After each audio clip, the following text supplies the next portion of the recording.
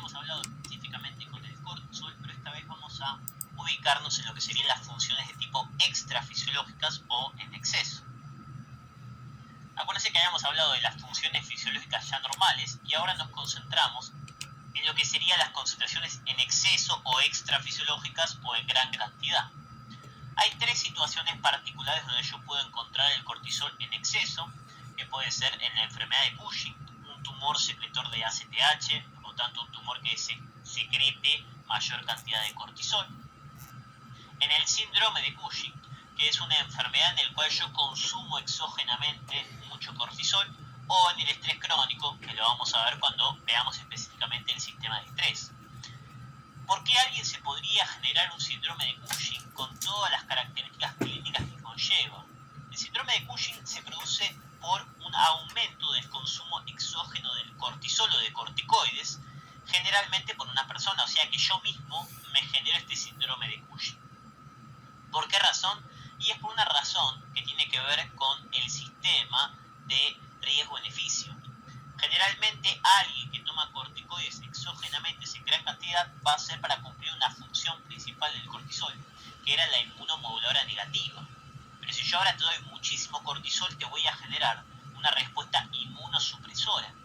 Generalmente la gente que toma cortisol en exceso es para una acción de generar inmunosupresión. ¿A quién? Alguien que tenga una enfermedad autoinmune, que su propio cuerpo lo esté haciendo daño, entonces quiere sacar esa respuesta inmune, o un trasplante. Esas personas, por ejemplo, autoinmunes como es el lupus, como son las enfermedades reumatoideas, en el lupus los anticuerpos atacan al organismo y puede generar, por ejemplo, falla renal. Entonces esta persona, ¿qué hace? Se baja el sistema inmune para de esa manera evitar que su cuerpo se siga lastimando a sí mismo. Obviamente que le va a traer un montón de situaciones negativas que ahora vamos a ver, pero termina generando una solución mejor que el problema. Vamos a ver entonces qué pasa con las funciones del cortisol en exceso, ¿okay? Y vamos a arrancar por la parte metabólica, que obviamente, como habíamos hablado fisiológicamente, en exceso voy a tener un aumento de estas funciones, específicamente actuando en algunos niveles. Con respecto a los hidratos de carbono, voy a tener que era un hiperglucemiante lento, por ahora va a haber muchísima más hiperglucemia, o sea, muchísima más cantidad de gluconeogénesis.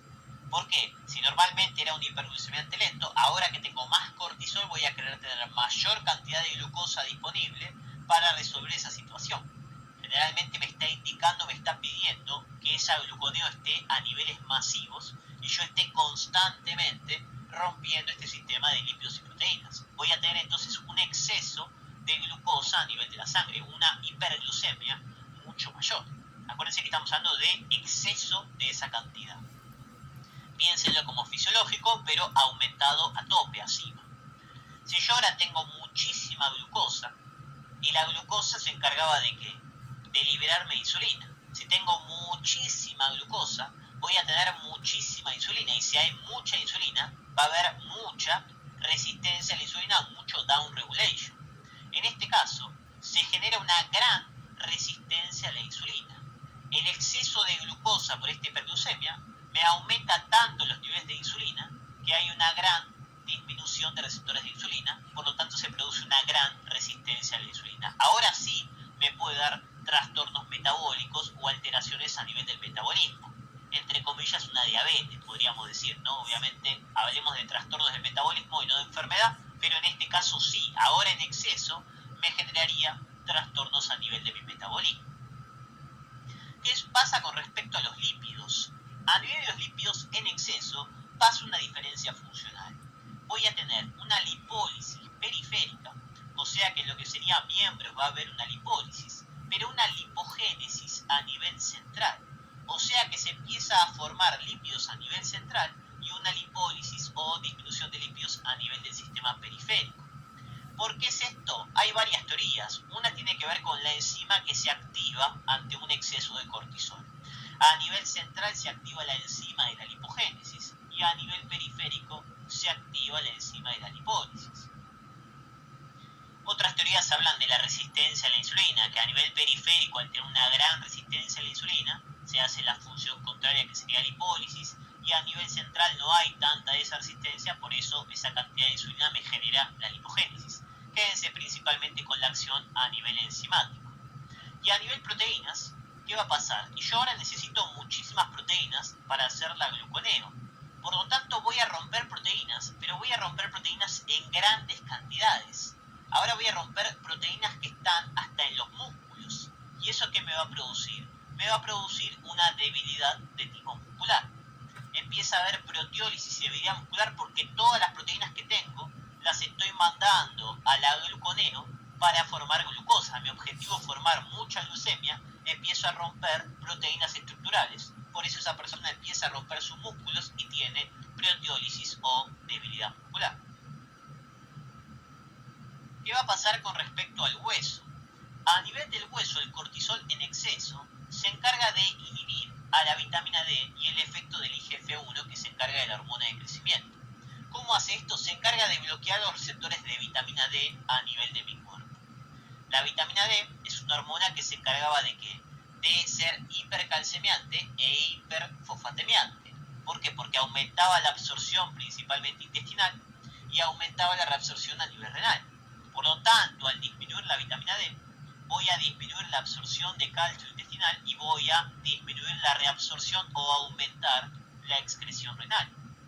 Eso me va a producir una alteración en la calcemia y, como consecuencia, una hipocalcemia. Si tengo una hipocalcemia, ¿quién se me va a activar? El otro regulador de la calcemia, que era la paratormona, que se encargaba de ¿qué? De hacer principalmente la resorción ósea, de sacar calcio, rompiendo principalmente el hueso. O sea que indirectamente se me va a activar el sistema de la resorción ósea y aumentar lo que sería el sistema de osteoclastos. Voy a tener un predominio de la paratormona por la baja de la vitamina D, por la hipocalcemia, y esta paratormona ¿qué va a hacer? Va a empezar a romper mucho más el hueso y a conseguir este sistema de calcio. Y además la vitamina D era la que me protegía el hueso, la que me hacía un hueso mucho más fuerte y mucho más importante. No tengo entonces ese balance en la formación de hueso, tengo un predominio de la resorción y una disminución de la formación de hueso. ¿Qué me va a producir? Me va a producir alteraciones óseas. Voy a tener un hueso mucho más débil, mucho más frágil, por el predominio de la paratormona al disminuir el efecto de la vitamina D. ¿Okay? Alteraciones a nivel del sistema óseo. Como agregado a nivel óseo, mucho más específica, es que también al inhibir el sistema de prostaglandinas, me va a dar como consecuencia una falla de la irrigación del sistema óseo, lo que puede dar la necrosis avascular, por ejemplo, en la cabeza del fémur. ¿Qué otras funciones tenemos en exceso? Voy a potenciar el efecto de las catecolaminas, pero ahora no va a ser fisiológico, va a ser tanto el estímulo que genero a nivel del sistema autonómico que ahora sí voy a tener modificaciones. Aumento de la frecuencia cardíaca, aumento de las propiedades cardíacas, aumento de la presión arterial, taquicardia, aumento del fenómeno respiratorio. Puedo tener todo el predominio del sistema simpático. El simpático ahora va a estar aumentado porque no es una potenciación fisiológica, sino que ya estoy aumentando más de lo normal. Entonces un predominio del sistema simpático. Efecto mineralocorticoide débil. El efecto mineralocorticoide débil, como dice el nombre, es el efecto de los mineralocorticoides o el efecto de la aldosterona débil. ¿Qué va a hacer este efecto? Se encarga de hacer una función símil a aldosterona, que la aldosterona se encarga de reabsorber sodio y como consecuencia agua, lo que me genera hipertensión arterial y edema.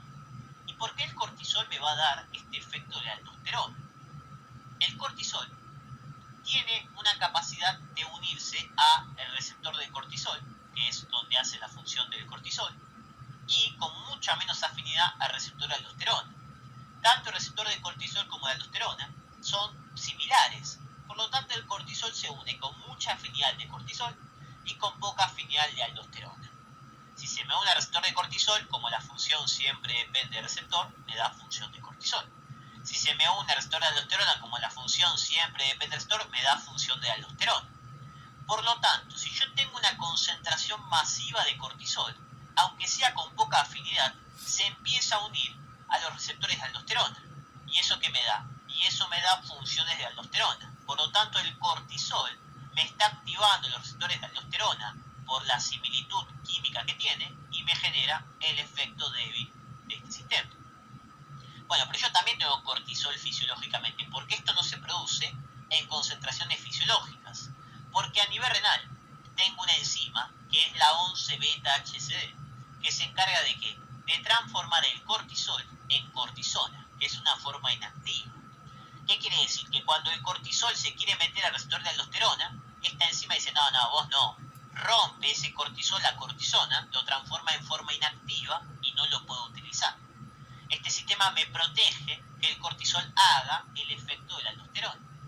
Pero si hay tanta cantidad de cortisol, esta enzima se me satura y al saturarse va a contactar con el receptor y me va a producir el efecto mineralocorticoide débil.